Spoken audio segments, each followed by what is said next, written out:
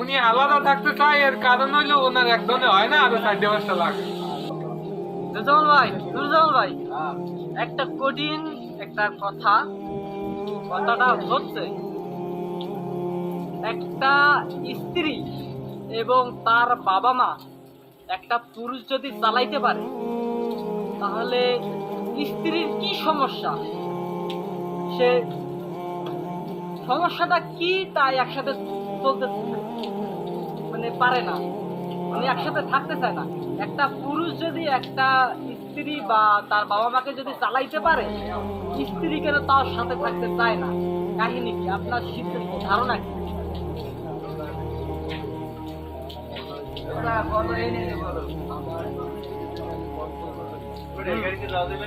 উনি আলাদা থাকতে চায়, এর কারণ হইলো ওনার একদমই হয় না, আরো 4-5টা লাগে। ওটা আপনার ভুল ধারণা। তা আমার কথা হচ্ছে, আমি যদি আমার স্ত্রী বা আমার বাবা মাকে যদি আমি চালাইতে পারি, তাকে যথেষ্ট পরিমাণ খাবার পোশাক আশাক যদি দিতে পারি, তাহলে মেয়েদের কেন সমস্যা হয়? এই বিষয়টা নিয়ে কেন সমস্যা হয়? তারা একসাথে থাকতে চায় না, তার তার ভালো খাওয়া ভালো থাকা দেখতে পারে না তার শ্বশুর শাশুড়ি। কেন? এটার কাহিনী কি? এটা কি মেয়েদের সমস্যা না তার বাবা মার সমস্যা?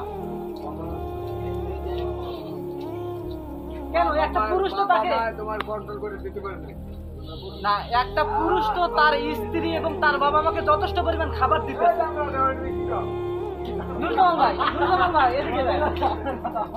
নুরজামাল ভাই, আপনি এবার কথাটা বলেন বলেন বলেন কেন কেন সমস্যাটা কেন হয়? ভালো কথা বলতে গেলে অনেক খারাপ পাইতে। আমার তো কথাটাও এইটাই।